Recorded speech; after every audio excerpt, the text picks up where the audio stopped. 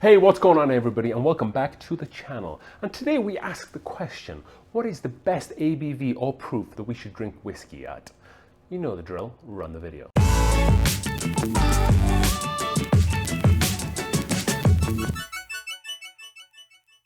Alright then friends and allies, welcome back to another exciting episode of The Whiskey Cove. I appreciate you all for tuning in. Hit that like button and comment down below. What's your favorite whiskey ABV that you like to drink whiskey at, or favorite ABV you like to drink whiskey at? And also, if you haven't already, subscribe to the channel. And also, if you haven't already, go and check out the TheWhiskeyCove.square.site. Link is in the description down below to check out our premium glassware collection. Am I pushing it? Yes, I am. Is it worth it? 100% it is. It's very affordable and is etched with the Whiskey Cove. So go and check out the premium glassware collection over there. So on today's episode, we are talking about what is the best, because we tend to ask each other a lot, and we kind of have conversations and sometimes arguments about what is the best ABV for whiskey. So there's a couple of different schools of thought, and I think maybe what we can do is talk through a couple of the ABV brackets, and then maybe what use they could be at certain times of maybe your whiskey journey, or certain times of parties or whatnot. So just to get a little bit of background, when distillers or head distillers taste whiskey, they generally will taste it around about 35% ABV mark. It's a school of thought that they believe that's where the most flavor is, and there's less of the burn, so the burn doesn't consume the flavor, so you can pick out more of those notes. And I'll be completely honest, I never really add water to my whiskey. I just kind of like to drink it, the proof it comes out of the bottle. Sometimes I'll have it on an ice cube, which is all good as well. Depends on what whiskey that is as well. So let's talk about the first category here, and that is, say, 40 to 44% ABV mark. So let's think about some whiskeys that kind of fall in that mark. The ones that really stand out to me is kind of like your Jim Beams and your Jack Daniels, and also as well something like Basil Hayden's, which when you think of lower ABV whiskey or bourbon specifically, for hook or by crook, Basil Hayden's always seems to be the poster boy of 40% ABV whiskey. And that is on purpose, because the regular Basil Hayden small batch is 40% ABV, the 10-year is 40%. All of the Basil Haydens are all at 40% ABV. So when is it a good time to drink the lower proof whiskeys? I think if you have a friend or you're trying to get into whiskey, but you just can't quite stand the burn of whiskey, then I think the lower ABV whiskeys can offer you a lot of the flavor without so much of the burn. And the Basil Hayden's Toasted is probably my favorite for that, because you have a lot of those sweeter notes, some of those marshmallow and kind of like a Rice Krispie bar notes on that bottle of whiskey. And it's a really great bottle of whiskey just to drink neat, because there's just like no burn. It literally goes down like water. So if I have someone come over, when I used to have that bottle, that's a bottle that I used to have beginner's drink, so to speak. Maybe not so much now, because I don't really have too much on the low side. I have the Jack Daniel's Old No. 7, and I also have, I probably would just give them Old Forester 1910 at this point. However, I do think Basil Hayden's The Toasted is a really great entry proof whiskey, just as you're starting to get into it, because it's not as hot there as well. So then the next category is probably the 45 to 49% ABV. What whiskeys fall into that category? Buffalo Trace, Eagle Rare, Russell's Reserve 10 is a popular one there as well. Some of the, I think it's the Maker's Mark 46 falls in that category as well, and then a bunch of other different ones as well. I'm sure you folks at home know which ones will fall into that category. So when is a good time, or why drink whiskey in that category? So I feel that maybe a whiskey that's a little less ABV, that has a lot of age with it. So think of like a Weller 12 or the Eagle Rare 10. I feel like those whiskies, that if they had a little bit more cask strength to them, or more higher ABV, then the more oakier notes might become a little bit more less tolerable, so to speak. Because when you get with bourbon, when you get up there in age, you get a lot more of that oak character, a lot more oak tannins and oak spice there as well. And that can sometimes consume a whiskey. I haven't tried it, but Papillon Winkle 23, a lot of people say that it's over oaked. Elijah Craig 23, a lot of people say that it's over oaked, and even Elijah Craig 18. So when you get up there in age, you really need to be careful because if you put too much proof, too much of the raw whiskey that comes from the barrel without proofing it down first, it can definitely taste over oaked, which is why I think in that category, I think why Weller 12, Russell's Reserve 10, Eagle Red 10 work so well, just because of that ABV that they sit at. So then the next category, 50% ABV to about 54% ABV. An excellent category to be in, and it encompasses a lot of whiskies. A lot of the whiskies, such as all the bonded or bottled in bond whiskies. So early times bottled in bond, E.H. Taylor, small batch, bottled in bond. Henry McKenna, bottled in bond there as well. Benchmark bonded, I could go on and on, you get it, because bonded has to be 50% ABV or 100 proof.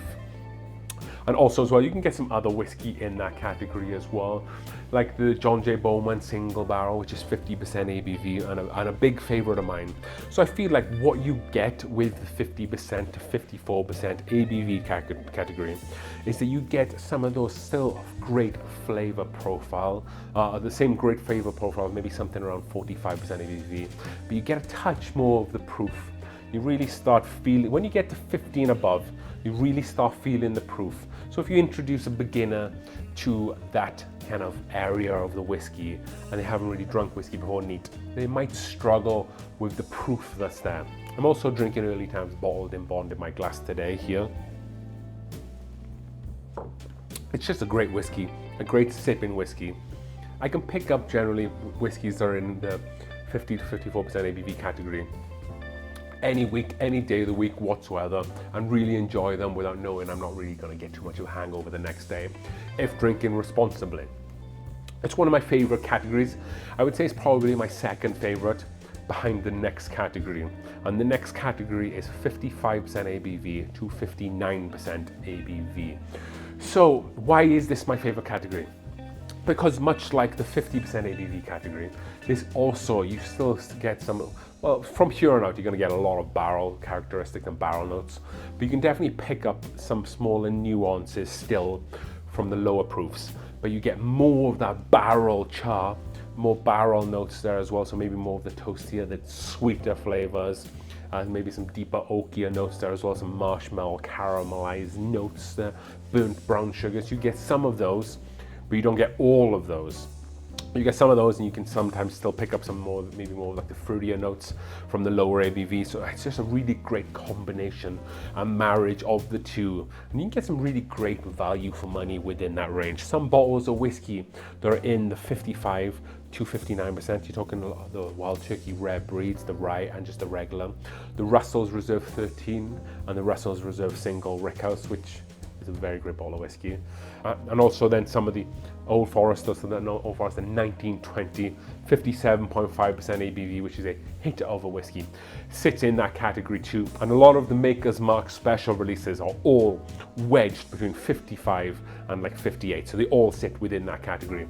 I'm a big Maker's Mark specialty release fanboy as well, and I really like a lot of those because they sit within that category.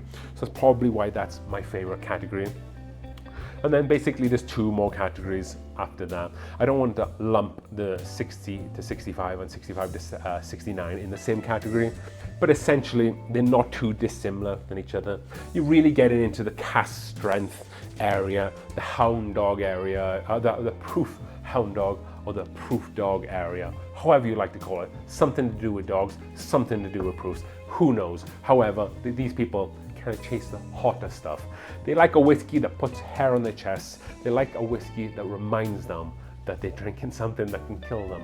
Not quite hazmat, which we'll talk about there, but they like to be reminded all the time. Some whiskeys that are in that area, you're talking Stag Junior, you're talking Old Forester barrel strength, you're talking Jack Daniel's barrel proof, single barrel.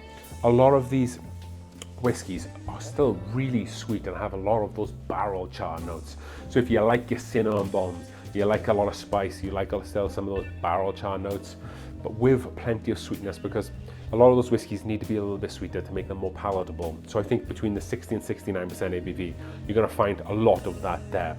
Which leaves us then with the last category, and that is the hazmat category, which is the 70% ABV and above.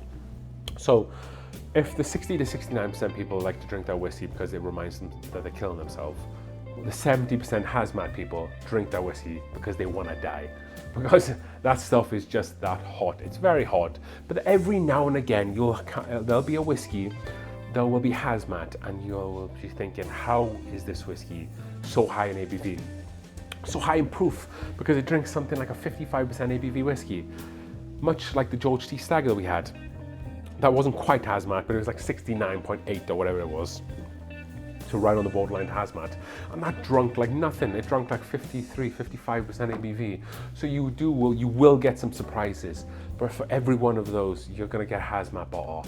That'll feel like it's evaporating before it gets to your chest. It's definitely Kentucky hug. You wish it was a hug. It's more like going 3 rounds in a wrestling match with Brock Lesnar. And I don't mean the fake wrestling, I mean like the NCCA that he was involved in, which he was like the champion, or UFC for that matter. You are gonna go with him and you're gonna get thrown around the place. It's hot whiskey, guys. It's not quite my cup of tea. I appreciate it, and I really appreciate those bottles I can find around that range that drink so much more, but it's just a little bit more, not as frequent for me, I guess is what I'm saying. I prefer my 55 to 60% ABV. That's my sweet spot. I do appreciate the 50 to 55 as well. And like I said, I also do appreciate the higher stuff, but I'm a little bit more selective about it. And I like to have maybe like 2 or 3 glasses of whiskey, but when it comes to the hazmat stuff, you gotta go very light on it because it can definitely catch you off guard. So some of the hazmat stuff, a lot of stuff that comes out from like the MGP folks, like the light whiskey, you can get a lot of the hazmat stuff. I think like the unobtainium stuff, Copper Sky do a lot of the hazmat stuff. And like there's also a George T. Stagg, which is hazmat as well. And hazmat just means anything that's 70% ABV or above there. So I know this was a different type of video, or maybe more of me just talking to you. I think it's cool just to talk about the little different categories and maybe talk about stuff that maybe you might not have thought of. And just maybe as if you're on your own bourbon journey right now, just giving you a little bit of advice or just suggestions about maybe what categories stand for different things and what whiskey you might be able to find in each category too. So if you enjoyed today's video, go and give us a thumbs up down below as we drink through the world's whiskeys one glass at a time. Cheers.